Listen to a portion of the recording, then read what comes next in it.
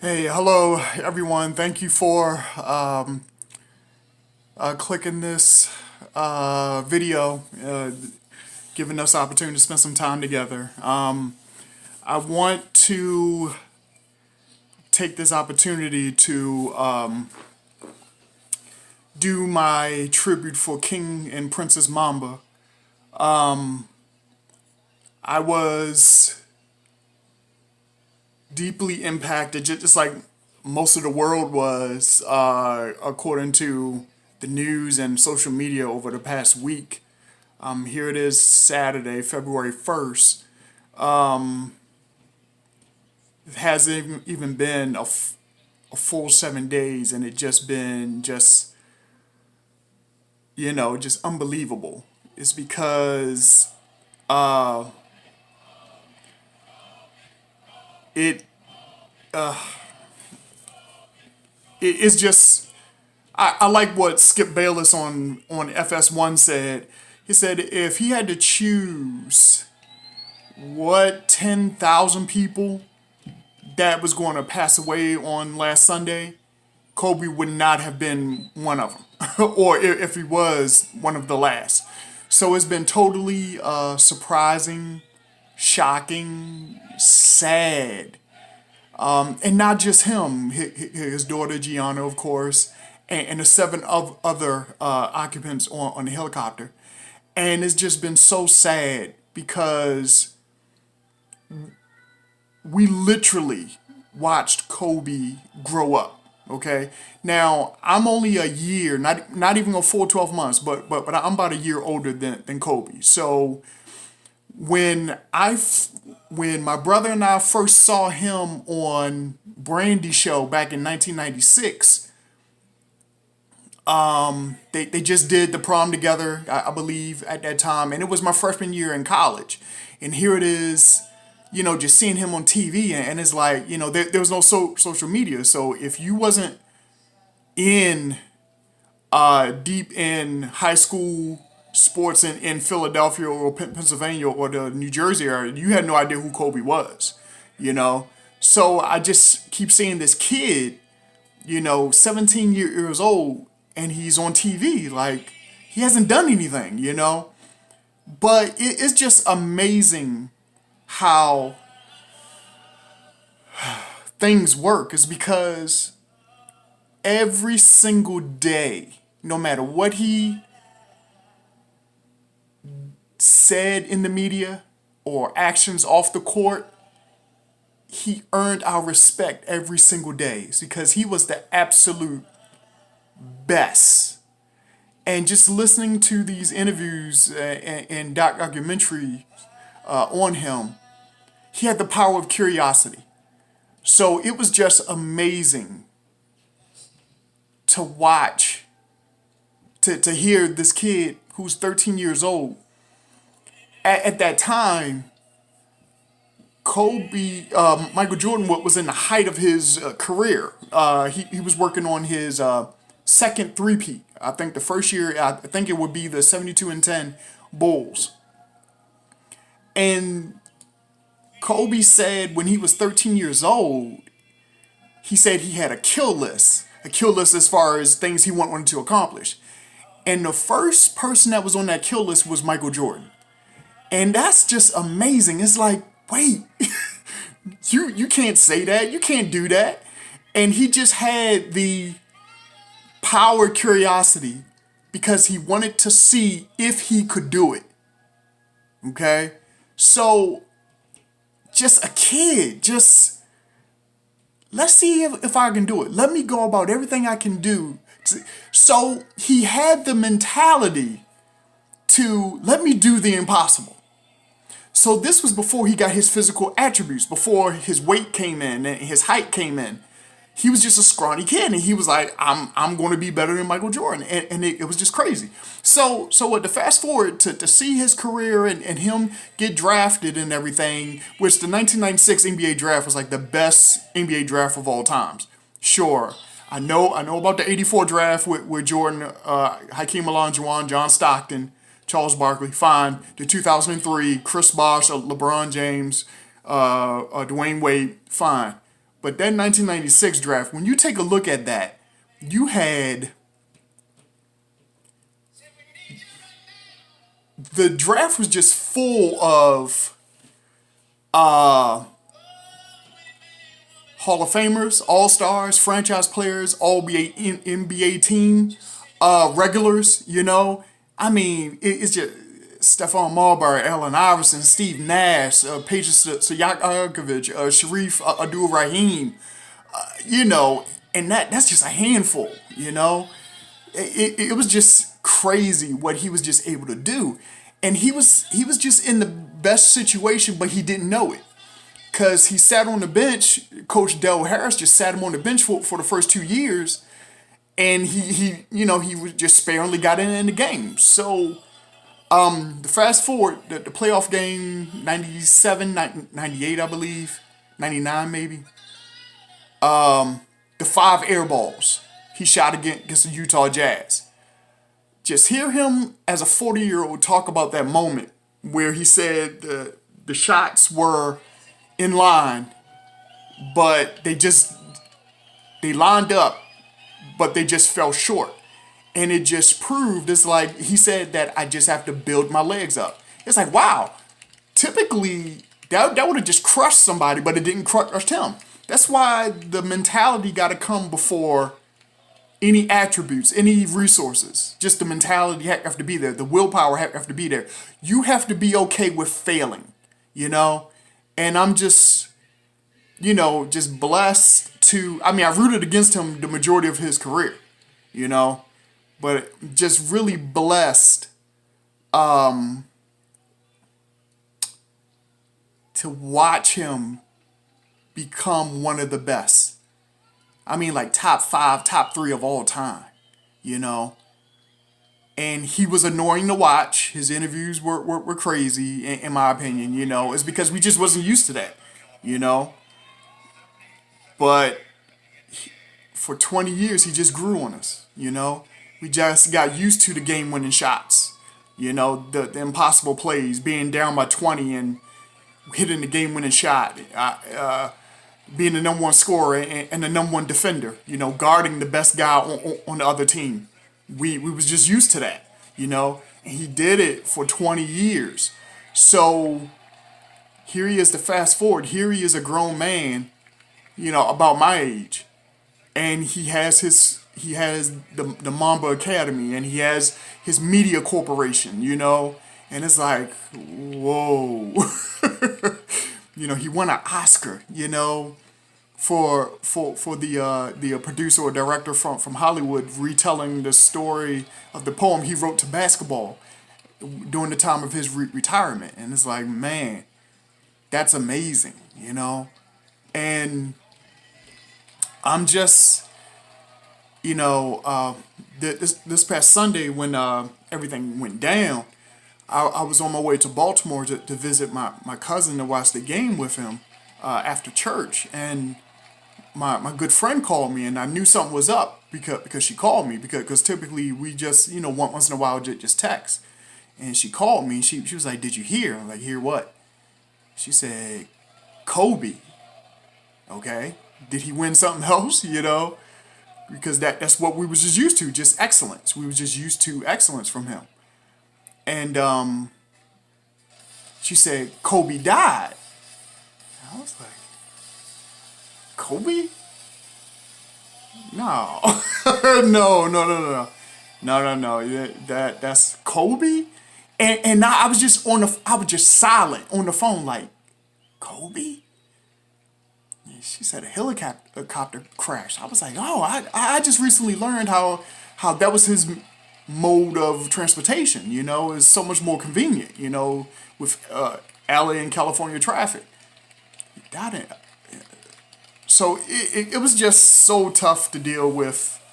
That Sunday, driving up to Baltimore to visit my cousin, it was like just shaking my head like that's not real, Then I got to the house.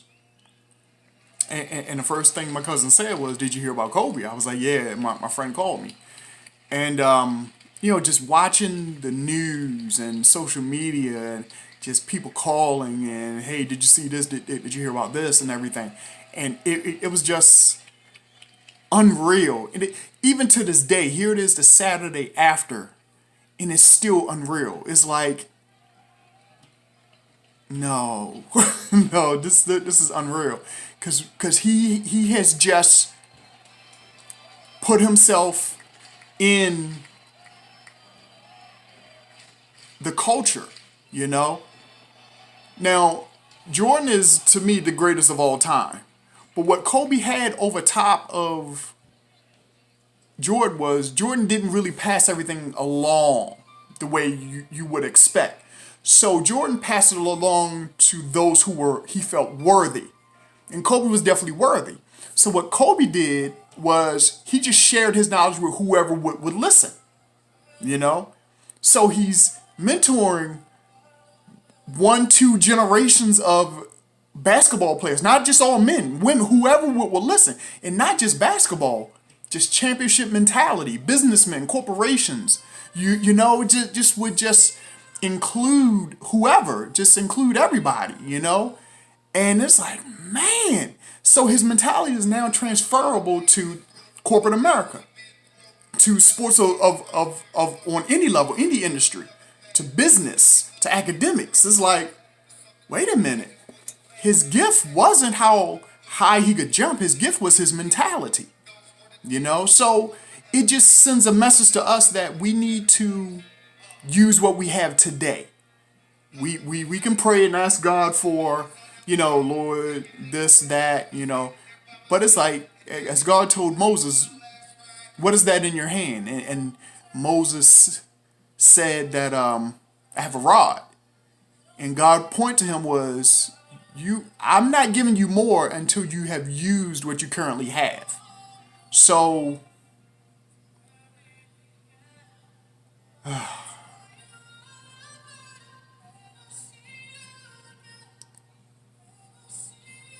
just being at function and then dinner afterwards last night,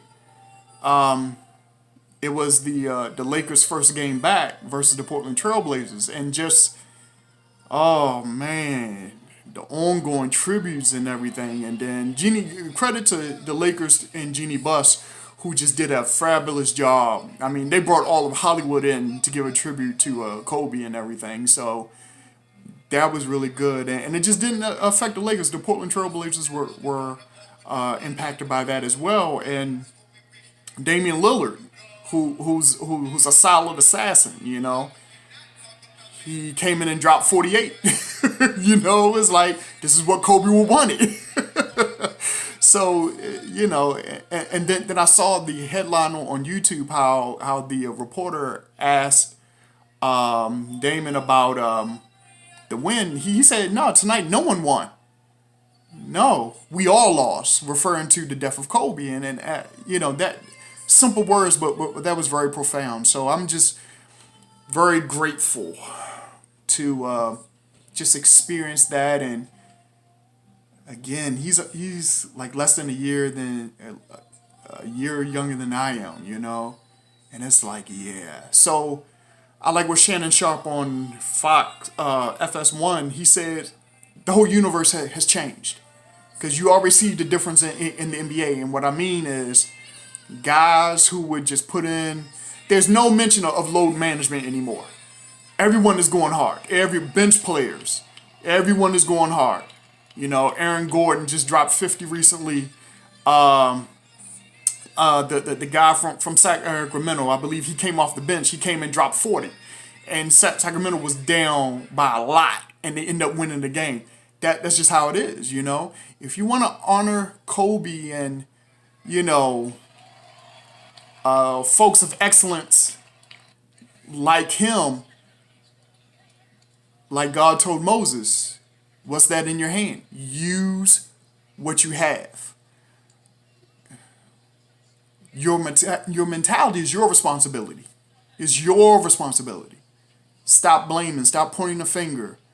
If you're in a job that you're not excited about, excel your way out of it. excel your way out of it. Stop running from everything. Excel your way out of it.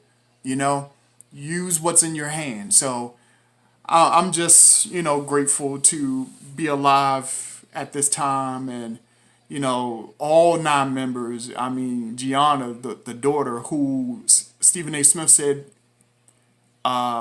he was with Kobe and Jay-Z on New Year's, and he said Kobe was bragging about his baby girl. It's like, you thought I was something. Just wait till you see her. And my understanding was she was already supposed to go to the UConn with Coach Oriema.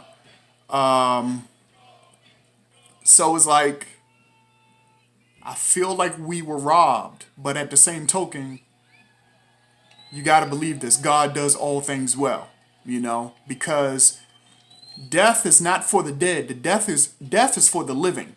So look how inspired we all are now. So I'm just so grateful for everything that has taken place.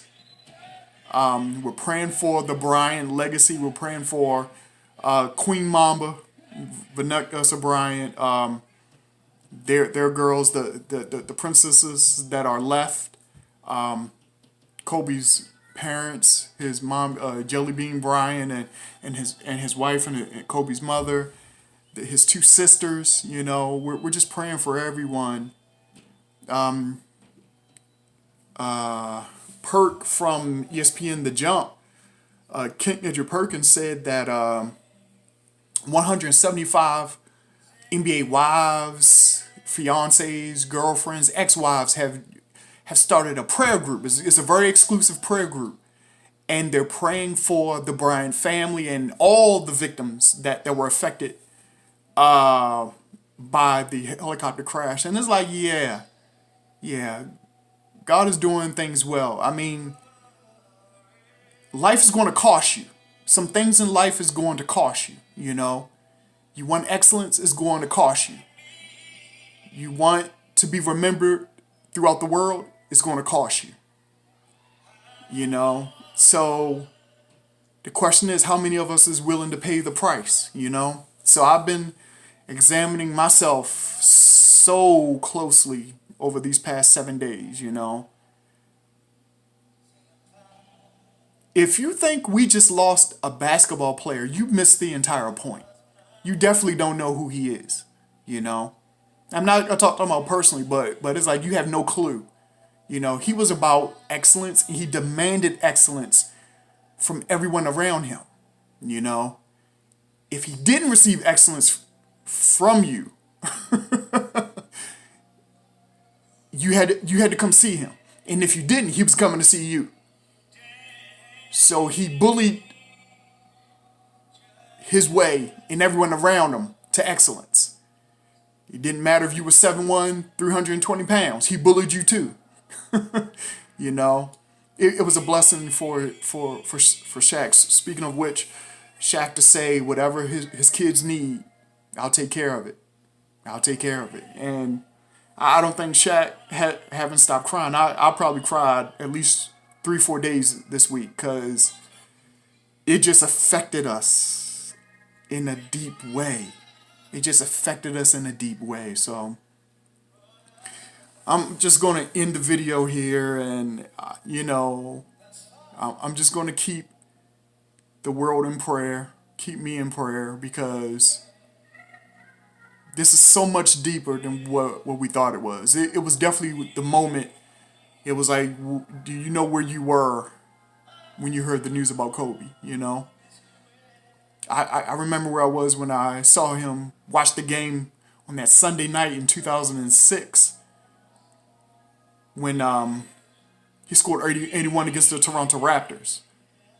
And trust me, everyone at the time, everyone who didn't see the game was like, oh, the Raptors. It's like, no. Toronto was winning. Kobe scored 81 because he needed to, And I mean, that was just phenomenal. There was no shot that he didn't take, And I mean, we was watching. I was like, yo, is he going for 100? So it's just, I'm just grateful because from first seeing him.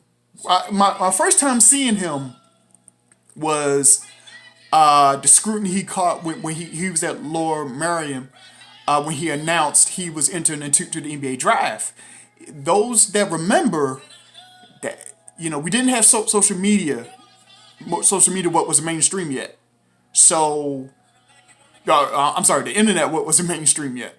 So when he said it, it was trending, and it was on the Today Show. Like, who is this guy? Because he did his thing where he was getting ready to make his announcement, then he paused, and that rubbed millions of people the wrong way. Like, who is this kid, And all it was a 17-year-old kid. He made a bet with his friends. Do you think I will pause before I announce that I'm entering into the NBA draft? And it was just a bet, just kids, high school kids, And that was a bad backlash. Like, why? I mean, I was with everybody else. Like, who is this guy? Like, I don't know who you are. But from 1996 to 2016, leading to Mamba out, we'll never forget him. We'll never forget him. If you rooted for him during his career, or if you rooted against him the majority of his career, like I did, it doesn't matter, So I just thank God for witnessing someone who was one of a kind, There should be no more discussion about who was better. I think it's a moot point, It's a moot point, If that's all you're willing to still talk about, you missed the point. So thank you for again clicking in on this video, and I'm just so grateful, and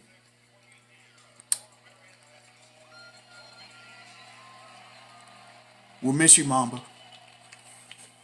God bless.